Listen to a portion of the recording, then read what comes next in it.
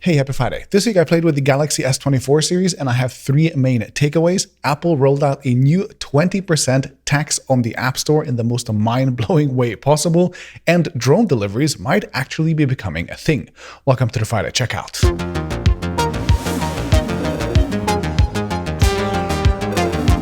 This video was sponsored by NordVPN. Starting the brief, we have a bunch of Apple news, starting with the fact that the Apple Watch Series 9 and the Apple Watch Ultra 2 are now officially banned from sale in the United States again due to patent disputes, and things are looking serious because Apple actually announced versions of both models without the disputed blood oxygen technology on sale again. Pretty crazy. Then, in good news for Apple, the company became the #1 phone maker in 2023 for the first time ever, overtaking Samsung, who held the title since 2011. Now, the trend Samsung is on is to sell fewer but more expensive phones, so things aren't all bad for them, but still this is a massive win for Apple. And moving on to the Vision Pro, the headset is apparently receiving mixed support from developers. Disney and a few others will support it on day one with 3D movies apparently, but Netflix reportedly not only doesn't have an app, but won't even let you use their iPad app on the headset. Not a great vote of confidence. Then moving on, Google's Tensor chip is now a step closer to being made by TSMC and not Samsung, with some early testing being spotted, likely for the Tensor G5 coming out in 2025. My guess is that Google originally licensed a complete chip from Samsung, more or less, so they also had to use their foundry services, but with time and with them developing their own designs, they can slowly start to move away and to use other foundries as well. And talking of Samsung, the company this week also teased its upcoming Galaxy Ring. We have no real details yet, but we know that Samsung filed a patent for a smart ring that would offer EKG and smart home controls, so maybe it's gonna be that. Then, in a surprise move this week, Notion launched a standalone calendar app on Mac, Windows, and iOS, although not on Android yet. This wants to be a power tool with Calendly-style booking tools and a command bar and more, so maybe it's worth a look. Also this week, Nikon made an AI surveillance camera that detects when cows are about to give birth, which is an oddly specific but really cool tool for farmers, I guess. And finally, for the brief, we also learned that Amazon is planning a refresh of Alexa with a new paid version, maybe called Alexa Plus, coming out in June 2024. And I mean, Alexa is like the last thing that I would personally pay for, but okay, cool, I guess. Okay, and for my first story of the week, Samsung launched the Galaxy S24 series. I checked out the phones in Munich and I have some thoughts, plus we also got some updates and clarifications since the launch events too. So all the hardware here has received small but nice updates. There are thinner bezels, flat screens, matte backs, a titanium frame and next-gen Gorilla Glass on the Ultra, with significantly lowered reflections apparently, which does seem to work, and there's a tiny improvement to the Ultra's zoom lens as well. And the only thing that is oddly missing from all three devices is actually Qi 2, which is something that I definitely expected to be present. Anyway, all of these updates are pretty minor, but there are also three really big pieces of news. First, these devices are all getting 7 years of Android upgrades and security patches, which is just fantastic. Second, Exynos chips are back this year in the regular and Plus models in most countries outside of the US, and maybe this year they won't be terrible for once. These chips are built on the 3rd generation 4nm process by Samsung Foundry. The CPU has 2 more low-end cores than the Snapdragon 8 Gen 3 has, and there's also a new AMD-powered GPU plus an NPU that's supposedly 14.7 times better than the Exynos 2200. Now, we got no clear performance indications from Samsung beyond them just saying that they're basically equivalent to the Snapdragon 8 Gen 3, but there are no benchmarks out either, so I wouldn't trust that just yet. And the only thing we know so far is that there may be at least not going to be a bad deal anymore. The price changes in the United States and in Europe both add an extra €100 or $100 difference between the Ultra and the other two models, so at least you'll save some money if you choose the lower end. Anyway, and the third big news is that the phone is packed full of new AI features, and I have to say, in my short-term testing these actually worked surprisingly well on all three phones. You can do translations, summaries, text generation, etc. on basically any text that you can find across the UI. Actual phone calls can now be live translated right inside the phone app, even when you're offline. And at the event, we actually got a German to Spanish translation demo that worked surprisingly well, even if it was perhaps a little bit slow. Still, a live translated phone call is actually really cool. Beside that, there are voice translators, a new dictation app with captions and summaries. There is Circle to Search, which quickly sends whatever you're looking at to Google Lens and works surprisingly well and fast. And there are a ton of image editing AI tricks, like the ability to remove reflections or the ability to rotate an image and have the AI fill out the rest of the frame. Basically all the same stuff that the Pixel can do too.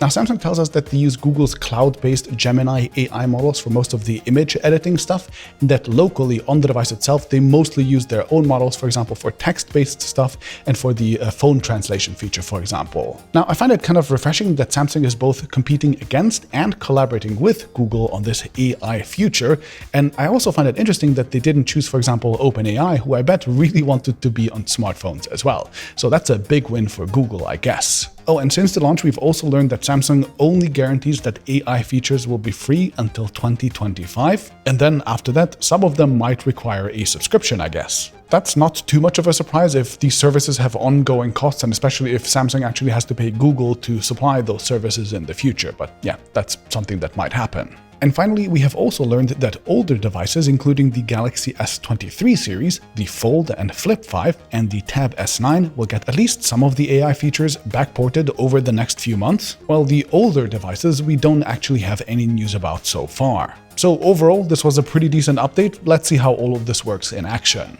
Okay, and for my second story of the week, Apple actually got beaten in court, and yet they found the most comical, most extremely Apple way to actually not lose. Specifically, Apple didn't get to appeal their loss against Epic from back in April 2023, which means that the company will now have to let developers drop links and mention alternative purchasing payment options beyond Apple's App Store in-app payments, which take the famous 15 or 30% cut. But of course, Apple decided to just basically technically comply, but to make the alternative ridiculously, stupidly impossible to use. So in the United States, Apple will require a full-page warning text. For an alternative payment, the developer will have to open a generic browser window that will force users to log in to their account again inside their own app. And then the users will also have to find the items that they want to buy again. And then Apple will also still collect a 12 to 27% commission for this privilege anyway. So this is obviously designed to be basically as annoying to use as possible. And if you're wondering about those weird numbers, third-party payment providers like Stripe, for example, typically charge something around 3% for processing payments.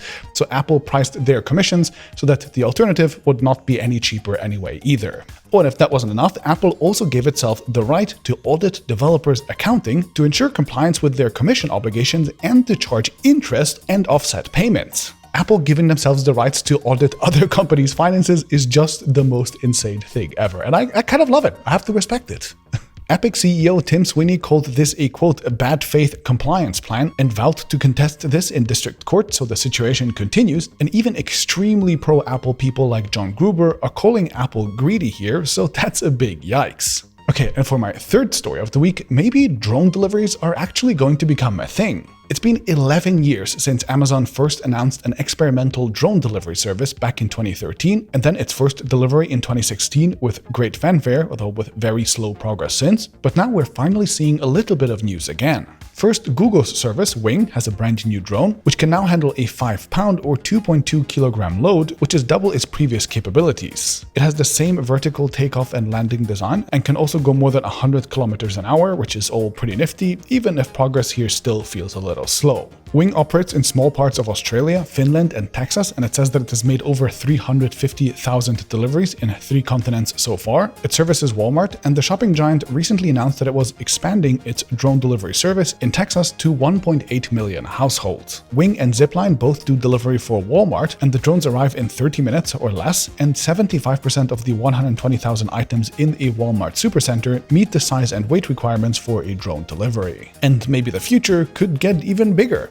DJI announced a delivery drone capable of handling 30 kilos or 66 pounds at CES, with options for things like dual operators to increase delivery range and more. It's available in China already and coming globally within weeks. So drone delivery is maybe happening, at least in Texas and in China for now.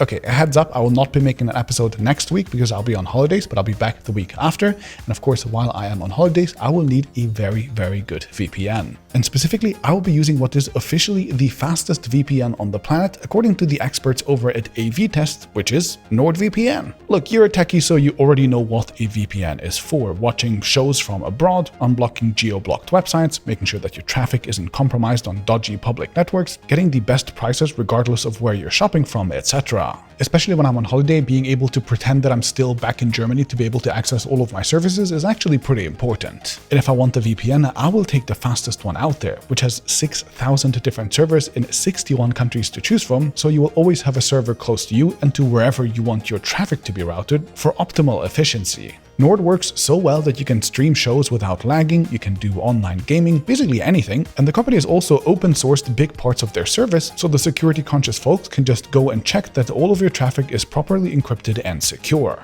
And with my link, nordvpn.com/FridayCheckout, which you can also find down in the description, you can also get an extra good deal. You get 4 full months for free if you pick a 2-year plan, and you also get a 30-day money-back guarantee if you end up not liking the service. So there's basically no risk in giving it a try. So check it out at nordvpn.com/FridayCheckout, and I'll see you in the next video.